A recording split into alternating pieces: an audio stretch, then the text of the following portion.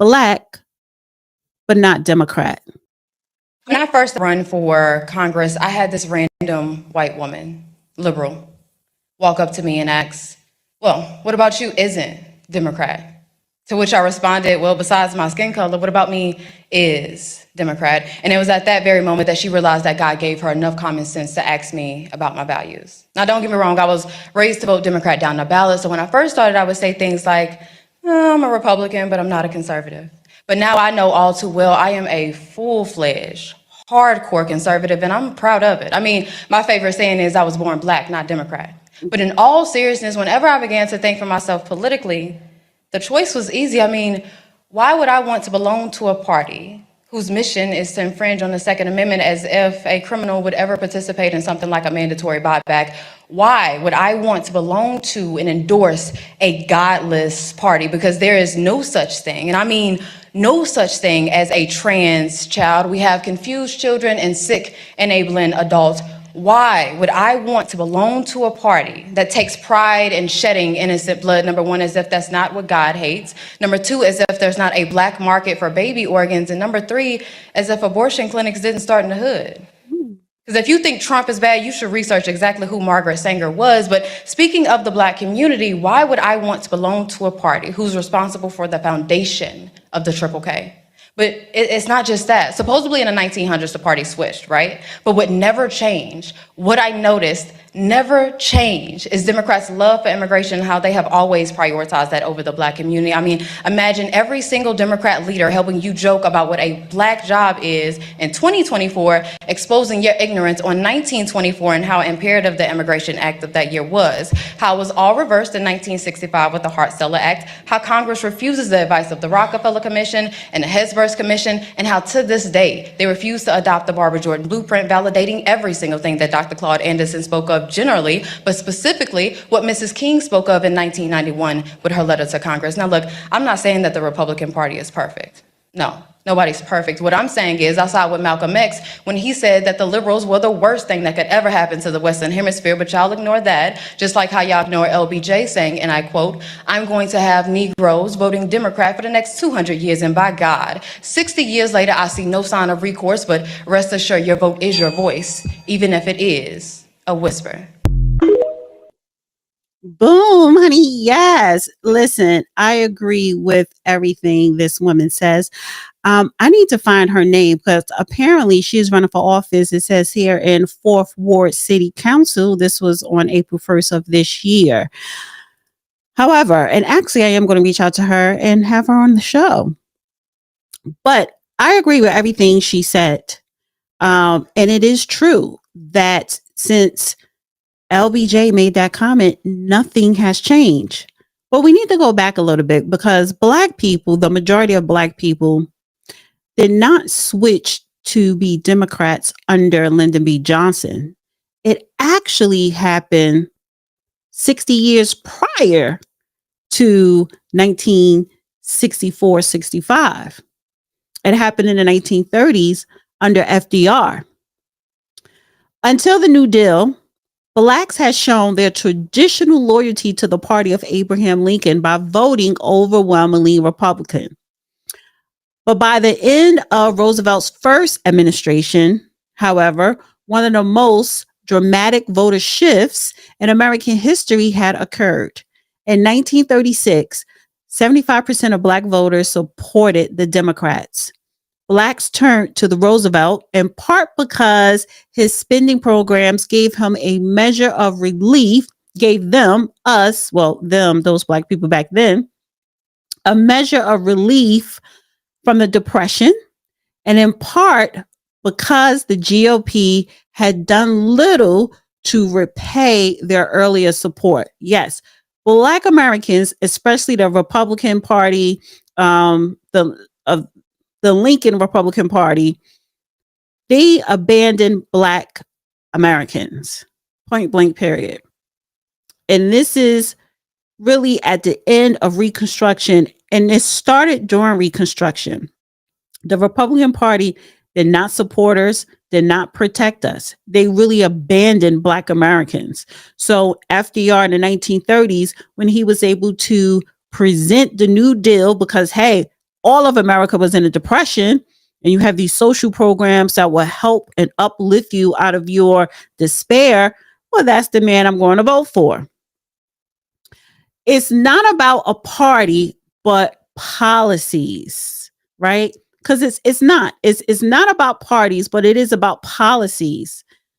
But yes, the LBJ quote is true. He relied on social programs to keep blacks voting Democrat, which is still present today. And those same social programs started under FDR. Still, Roosevelt's record on civil rights was modest at best. Instead of using New Deal programs to promote civil rights, the administration consistently bowed to discrimination. In order to pass major New Deal legislation, Roosevelt needed the support of Southern Democrats. Time and time again, he backed away from equal rights to avoid antagonizing Southern whites. Although his wife, Eleanor, she did speak up publicly in support of civil rights for Black Americans. Most New Deal programs discriminated against Blacks. The NRA, for example, not only offered whites the first crack at jobs, but authorized separate and lower pay scales for Black Americans. The Federal Housing Authority, FHA, refused to guarantee mortgages for Black Americans who tried to buy in white neighborhoods, and the CCC maintained segregated camps. Furthermore, the Social Security Act excluded those categories Black people traditionally filled.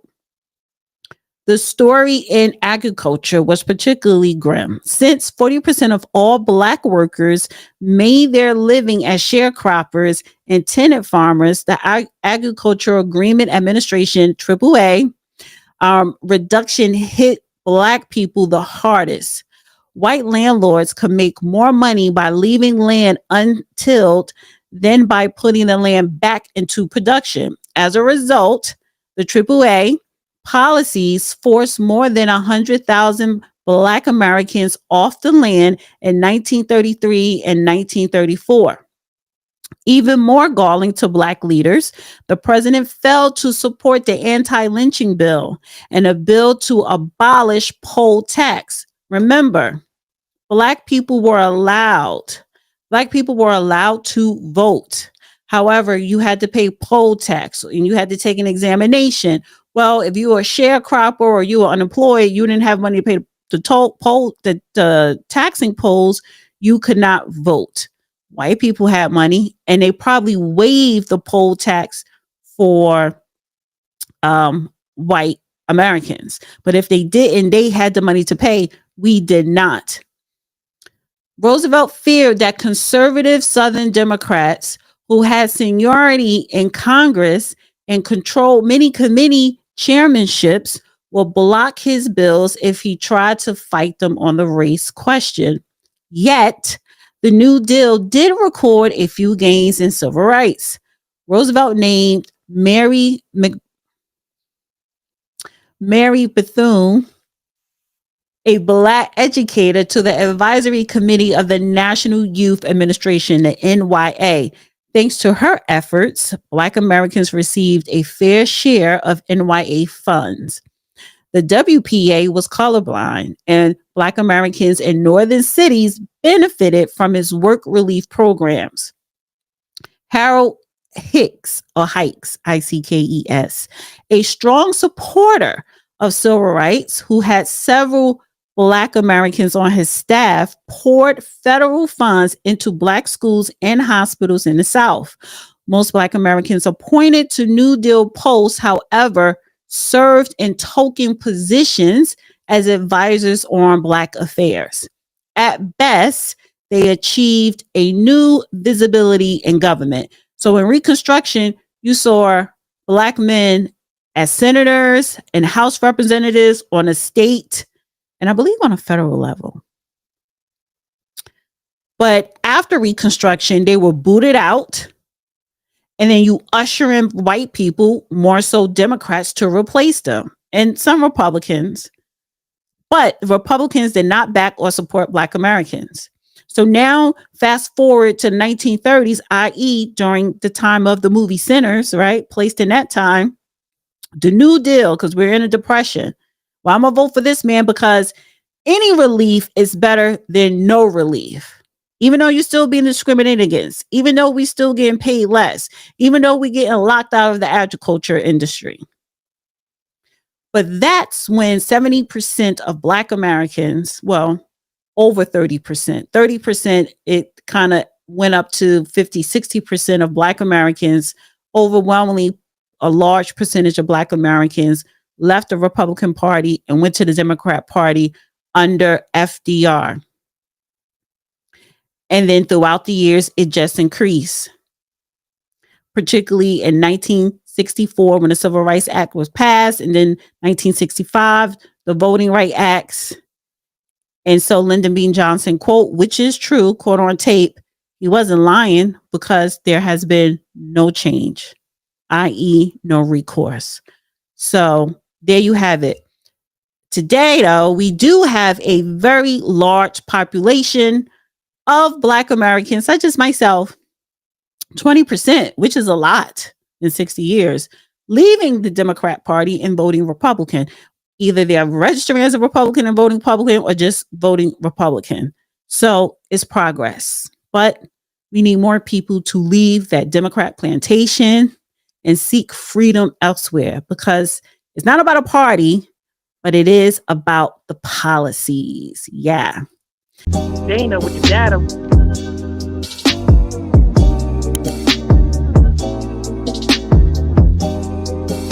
Dana with the data.